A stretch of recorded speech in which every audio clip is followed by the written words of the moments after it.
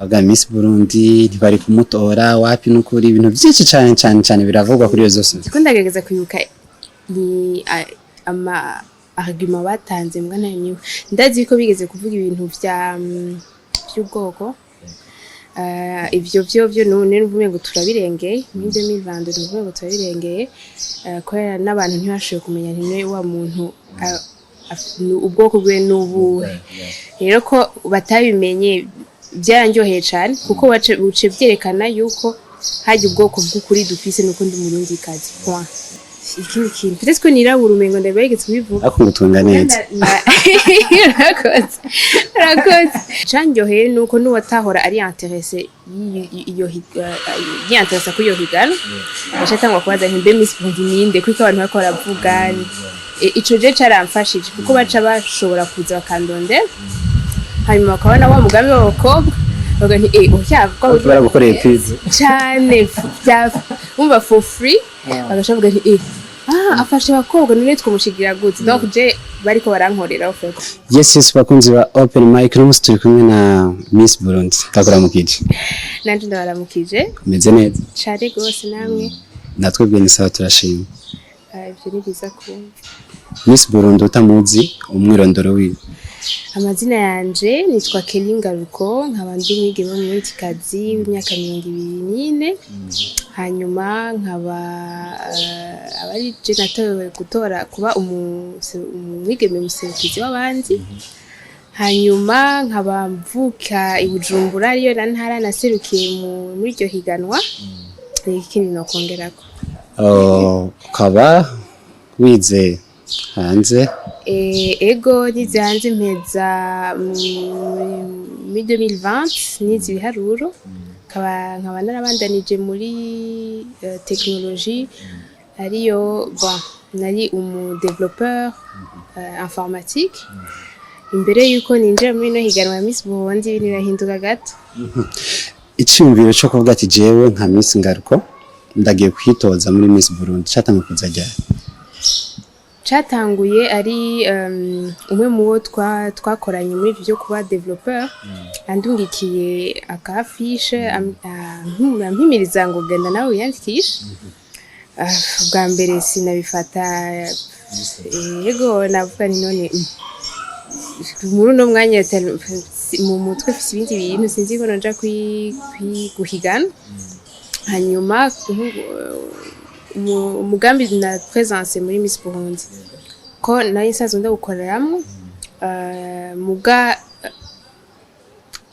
uko ngena ukoreramo nuko bari bugurura abantu bose ariko ubunye mazi ko nkorana cyane n'abigeme muri abo bantu bose ndibwira ni inkubunye ntushobora kuba nka Miss Burundi imvira abantu bose bashobora guca ba beneficia iyo programme ntangura nyene ntireka nta kunzi nubwo tutazi ko zogirirwa amahirwe reka tubikore hanyuma bigenze neza canke bigenze nabi ntihazubura n'undi muntu umwe canke babiri aba yagikunze uwo mugambi yacashima no kumushigikira wiyumvise gute utsinze nibaza ko irya joro nyene sinebwe atahura ibibaye umenga abantu bose bakora bitahura atari jewe haciye iminsi mike niho umengo ubwenge bwaragarutse nubwo ni cyane byabaye nani Miss Burundi hanyuma umuntu agaca yigiramwo akabikuriramwo nahanze iryo joro nyene wame gusa niko ndatahura neza ibintu biko biraba umugana y'indyohewe cyane kuko narabona ku ma visage y'abavyeyi baryohewe cyane papa wawe cyane papa wanje kwacyasigira ifoto aguterukira umwana aguteruye ukuze wabaye Miss cyane nivyo cyane no ubonye rero novuga uwo munezero mu maso y'abukunda biga nti enrega nakoze ikintu peut-être kiri extraordinaire commentaire warazibonye wazakiriye gute nyinshi ntibaze ngo narazibonye nkiheza gutorwa apparemment harabaye ama commentaire menshi ngafise mukuru wanje w'umukobwa w'imfura aramubonye arantwara nuvuga ama username ama password y'ama réseaux sociaux we aragenda arafiltre ibyo mbona n'ibyo ntabona donc nimba ari ama message akayafuta adakenewe nimba ari yo gutukana yiki de façon yuko namenye ibintu bike cyane ahantu hose naje bambwira ngo yo mpore ngo nturawe ngo ama reaction y'abantu muga ntayo narinzi donc harimo iyo kote yuko atazi narinzi hanyuma zike nabonye ntihabura mu nka zingahe peut-être uvuga nti uyu muntu wamvyukiye nabi muga izindi nazo zikaguca hejuru gatoyi donc nagize novuga nti nagiriwe ubuntu yuko nayisumba mukuru wanje yaciye akora isuku hariho kamwe wasuba warabonye je suis sûr ko hari izo nabonye gusa il faut ko ndazibuka mbega baravuze iki aga Miss Burundi ntibari kumutora wapi n'ukuri ibintu byinshi cyane biravugwa kuri iyo zose ko ndagerageza kwibuka ni ama argument batanze mbwa niwe ndazi ko bigeze kuvuga ibintu by'ubwoko ivyo byo none nuvume ngo turabirengeye muri 2022 nuvume ngo turabirengeye ko n'abantu ntibashoboye kumenya ntimwe wa muntu ubwoko bwe n'ubuhe rero ko batabimenye byaranjoheye cyane kuko buce byerekana yuko hajya ubwoko bw'ukuri dufise nuko ndi murundi kazi point nta kindi rero ico ntaco bari gushobora guhindura donc iyo niyo nshaka kuba nibuka ikindi kintu peut-être ko nirabura umengo ndabegetse kubivuga ako ngutunga neza rakoze kwirabura naho jibwa mbere nifata nka compliment sinzi ko ushobora kuba bideranje abantu navuga nti umuntu yirabura nese ubwiza bw'uwo muntu nyene yego abeshi bavuga ngo ingaruko ingari inzo ndavuga nti abo abeshi bavuga ngo donc ngaruko ni izina rya kera donc bagize ibintu kugira ngo ashobore gutorwa n'ibindi ego sha ibintu nk'ivyo ndavyuka bavuga ngo urumva ngo arifise ngo agije gituriye nta bintu d'abord byari bitwenza kuko tellement byari ridicule umuntu akimvira n'uyu muntu yafishe ariyumvira bagani bon nta kuzi nyene muga le fait peut-être yuko habaye iyo novuga iyo vague y'amakommentaire menshi icanyoheye nuko nuwatahora ari intéressé yiyanteresa kuri iyo higano yashatangwa kubaza nti mbe Miss Burundi ninde kuko abantu bariko baravuga ico je caramfashije kuko baca bashobora kuza bakandondera hanyuma bakabona wa mugambi w'abakobwa bavuga nti uryavugwa baragukoreye kwiza cyane umva for free bagashavuga nti afashe abakobwa none twamushigira gute donc je bariko barankorera commentaire nziza canke mbi c'est bon c'est baza hama bagashika bavuga nti muramubeshe afise umugambi uryoshe gaca bashigikira Miss Burundi arashobora gutorwa mu kiringo ciwe cyose kikarangira projet yiyemeje atayakoze benshi bakavuga ati Miss Burundi tumubona ujya munsi wacu nyene donc biba biheze nuko gute iyo projet wiyemeje gute bimeze gute aho ndayigereje ino projet jewe twashoye ukungene twe dukora mu magroupe solidaire donc dushira abo bigeme mu magroupe en moyenne y'abadame canke abigeme 15 hanyuma twashoye kugira amagroupe mu Kirundo twashoye kugira gutanguza yandi muri Bujumbura Rural hanyuma province ikurikira azoba ari iya Gitega nivyo two turitegurira et donc kuri jewe harimwo peut-être yuko naye sanzwe ndabikora kandi nkaba narabonye amadefi ya mbere umuntu akayareleva kare hanyuma bikoroha muri execution mu mwaka umwe kuko umwaka umwe hajya n'umwanya muto wo gufata umwanya wo kwiyumvira projet shasha ugahura n'amadefi mashasha hanyuma ugashika ku kintu nuvuga tangible atari ikintu wewe waramaze gutangura nibaza ko umuntu adarealiza à quel point bishobora kuba bigoye n'intambamyi bishobora guhura nazo n'igihe mubonye abandi ba Miss peut-être batagize ico mwari mubiteze ko canke bigarukira mu kwifotoza uko mwe muba mubibona hajya mumenye ko nabo bakagwa ingano nyinshi by'ukuri iyi titre nuko peut-être itagira abantu benshi ngo bashobore kuza barabatemanyira nuvuga ama behind the scenes ari inyuma ibiri inyuma ni igikorwa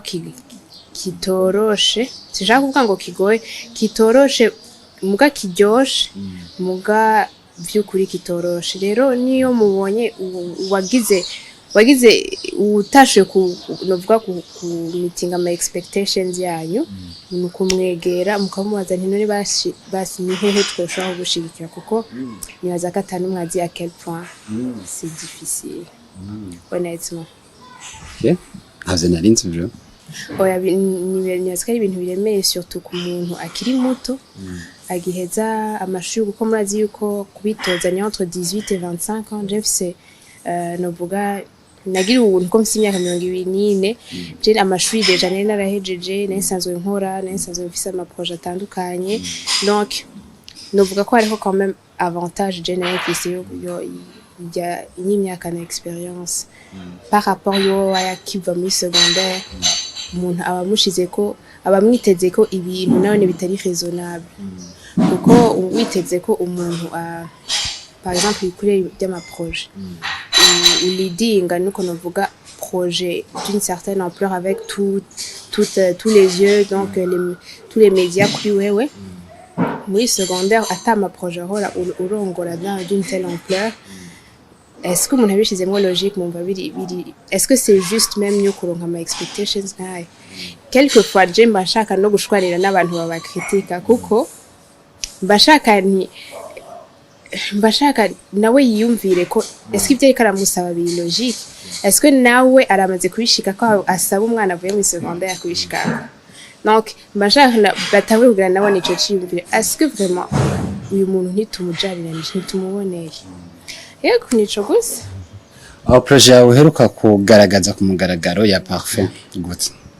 iyo nayo nayitanguye nkiri muri kaminuza hanyuma ndayiyumvira tangura kwiga uko ngene babikora ngene babihingura bihingurira mu Burundi canke mu Burundi nije ndavyikorera amafami nije ndayikorera donc byamfashe imyaka niko novuga imyaka ishika kuri 3 bwenda ndavyige hanyuma ntebe ndonke quelque chose novuga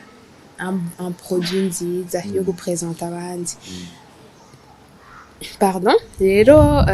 récemment le 17 septembre célébrer anniversaire yanje naciye ngira ko ndagira iyo lancement yari projet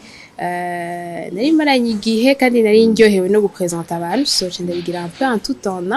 de présenter abantu barayikunda et j'ai hâte yuko benshi bashobora kuronka donc cette expérience agerageze les produits etc.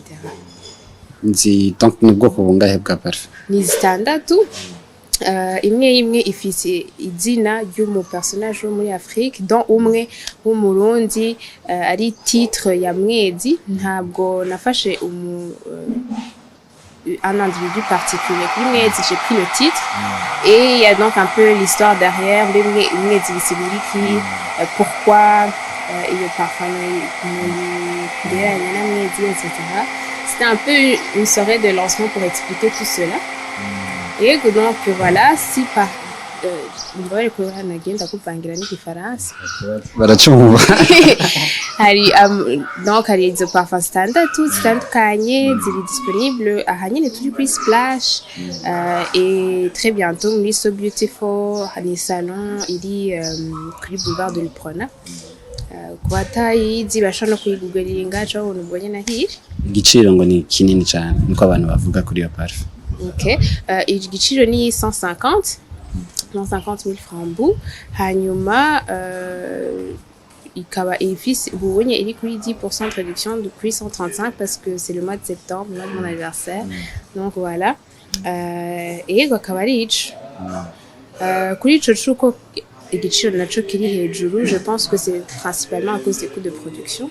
et parce que ibintu byinshi umuntu yenda kubyimporta nka packaging malheureusement ntabyo twikorera mu Burundi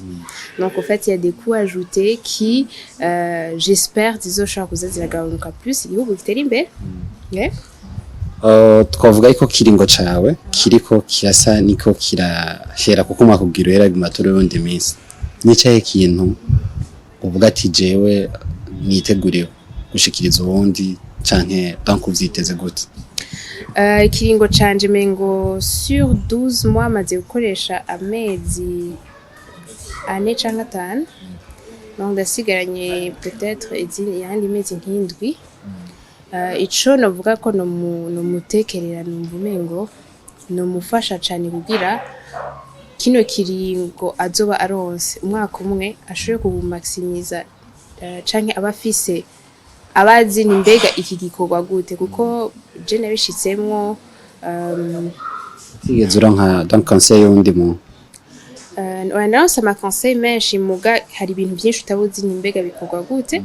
Umuntu akwakompanya au fur et à mesure, nibaza ko ico nomutekerera ukurikira nkamubwira nti ushaka gukora iki, bikorwa gutya na gutya, canke iki nico kindi ushaka gushikako, reka woca muri ino nzira ijya anye uko bigenza, canke cane muri ukungena ibintu bikorwa. Hanyuma nkanamwokoraja nkamubwira amajambo yo kumwokoraja, kubera imisi yose ntiba yoroshe, ntibiryoshe, ntushaka gutwenga, muga sayira numuhumuriza ni umwaka ubishatse urashobora kuryoha. Miss Popularité wa 2021 uramuzi, yama mu bikorwa igihe cyose, donc yama mu bikorwa yamaboneka nubwo yahavuye amaboneka, tukwizeye ko nawe uzogumuboneka nkawe. Dans les yeux des médias birashoboka bivanye n'ama projet mfise n'ukungene ama médias ashobora kuba intéressé navyo. Après on va voir un peu mu minsi ikurikije ndiko ndabategurira, on va si voilà muzombona plus ou moins bivanye n'ibikorwa. Nkuko nakubwiye jewe à la base ndi umuntu yicanye dans la science et les technologies. Kenshi tu vas me trouver donc mu bintu peut-être les médias badakunda gose, donc ça va être un peu technique, ça va être un peu maths et chiffres, mais hari n'ibindi bintu nkora nk'ibiza cosmétique, tout ce qui va être les projets sociaux, ça aussi vous allez me voir. Nimugire ikibazo, en tout cas sinzoreka mu nkumbure. Agajambo kamwe ku bakunzi ba Miss Burundi 2022, abansi n'abakunzi. Abakunzi ntangure ku bakunzi. Abakunzi nshaka kubashimira cyane kubera ko amajambo mpora mundungikira yo kunyokoraja by'ukuri arankorako, kandi nibaza yuko muri bamwe baryosha runo rugendo. Hanyuma kubansi sinzi ko ndabafise muga nimba baba bahari nikorosha imitima kuko ico tuko turakora by'ukuri kiko kirafasha. Donc nimba harimwo ugwanko canke umuntu atashimye, yihangane, canke nubwo atari jewe yabashimye muga yihanganire ubwabo bakobwa bandi bariko barabikora mu by'ukuri nyungu. Donc kuri bose ndabandanya, je fais de mon mieux, mbabaye kandi si ukoresha igifaransa, je fais de mon mieux kugira ashobore kubatera iteka kandi ashobore no by'ukuri guteza imbere umwigeme w'umurundikazi. Ndagushimire cyane. Urakoze cyane nawe ku kanya wampaye. Open mic. Merci à toi.